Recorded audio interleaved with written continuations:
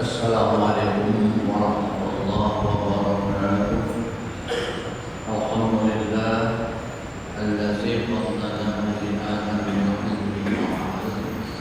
ala jami'il alam. Salatan wa salaman ala Muhammadin sayyidil arabi wa ajam wa ala alihi wa ashabihi dan nabi'al ulum amma. Hadirin jamaah salat zuhur yang berbahagia Allah. Bahasa kita masih beberapa hal yang menerangkan tentang terjadinya berbagai fitnah, ujian dan bencana. Kita selalu melihat beberapa kejadian di tanah air maupun di luar negeri.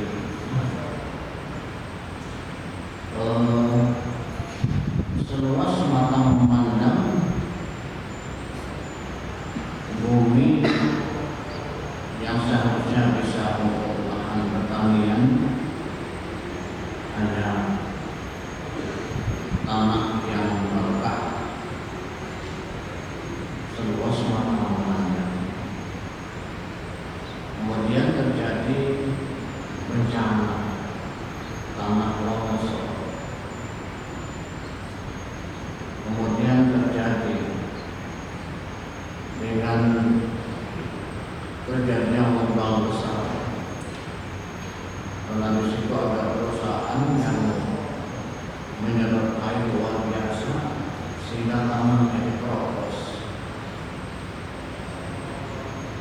Dan segala macam bencana itu adalah ada sebab-sebab.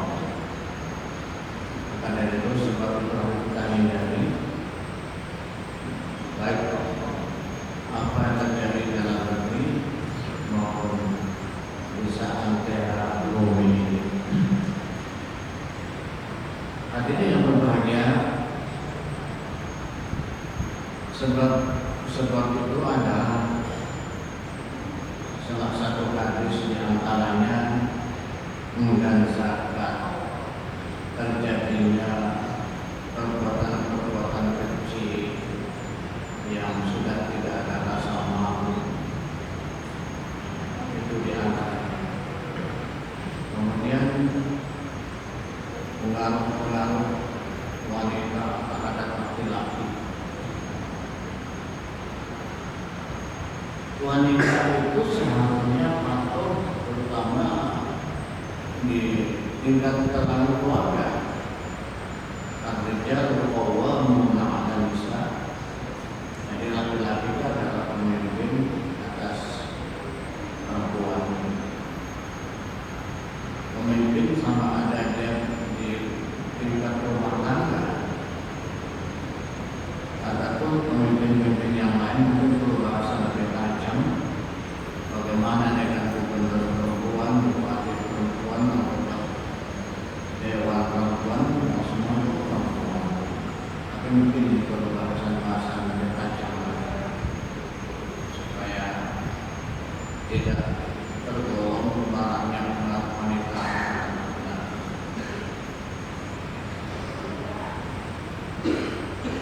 Rumah tangga adalah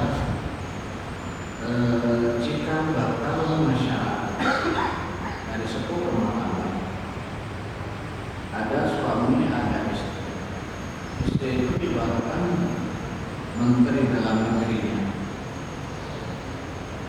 Suami bekerja mencari nafkah. Nah, kemudian terkadang kalau suami ini mungkin jabatannya jabatan strategis, jabatan basah. Jadi terkadang istri ini pas ngobrol, bapak kan di perusahaan ataupun di institusi lain kan bukan peran penting. Apa yang bapak rumuskan itu kan kemana berjalan apa. Tetapi terkadang ada suami yang tersegmen tak bilang bahwa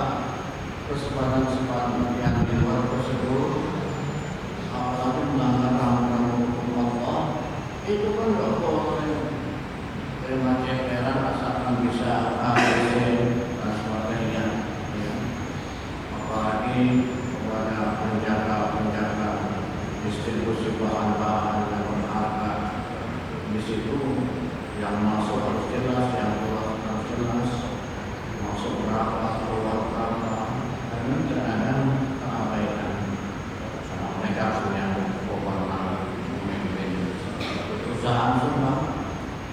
Ini juga tidak boleh. Coba itu sama-sama Bapak punya jabatan strategis, mereka juga punya, mereka sudah punya mobil, punya rumah mewah, punya sama luas, sama Bapak bisa. Nah, kadang-kadang di sinilah jadi kerusakan. Kita baru saja mengamati seorang bapak yang dapat amanah, karena itu tidak kuat ya, dengan harta, sehingga suami juga yang bukan haknya kadang memakai bukan tugasnya, kadang ya menyelonong dan sebagainya. Mungkin lihat istri teman-teman yang lain mewah, ya segala macam hiasan, mewarnai minuman yang serba-serbi, ya akhirnya ya terkena OTT atau sebab yang lain. Ini seorang pemimpin lembaga kok nggak aman begitu, orang curiga nilai gajinya 1 bulan sekian ditambah tunjangan, tapi penampilannya sebagai anak luar biasa. Itu tidak urus betul, karena mungkin keinginan istri di luar kontrol, di luar batas. Kalau pulang di batas-batasan yang wajar, mungkin karena sesuai dengan nilai gaji mereka, ya tidak masalah. Jika pada saat itu luar biasa, ya memang harus lainnya adalah fitnah yang harus diuruskan. Sekarang ini kalau hanya korupsi itu hanya jutaan dianggap wajar. Tapi sekarang ini namanya korupsi triliunan. Ini Allah ya Tuhan, sekiranya mungkin salah langkah tangan kita, salah langkah mungkin para pakar hukum yang tidak memperhatikan, tidak mau dakwah, tidak mau menguruskan hal-hal jelas ini. Nah ini siapa yang dirugikan, yang dirugikan adalah rakyat. Itulah kita pun harus selalu berdoa kepada Allah, semoga para pemimpin yang sangat strategis itu semua kebijakannya ya memberikan manfaat kepada masyarakat. Maka dari itu hanya kata-kata adalah merupakan penyebab akibat keselamatan. Ketika kita rajin belajar, rajin pengajian, para kiai, para ustaz menyampaikan kebenaran dengan pencerahan, kita dapat petunjuk. Insya Allah kata Allah dalam surah Al-Maidah ayat 105, ya ayyuhallazina amanu alaikum anfusakum la yadurrukum man dhalla idza ihtadaytum. Wahai orang yang beriman, jagalah iman. Orang-orang yang sesat itu tidak akan membahayakan kamu ketika kamu telah melakukan petunjuk. Ayo pegang teguh, tidak berpegang kepada Allah, supaya kita dapat daripada pencerahan-pencerahan daripada para ustaz, para kiai, para mubaligh dan sebagainya. Demikian, assalamualaikum warahmatullahi wabarakatuh.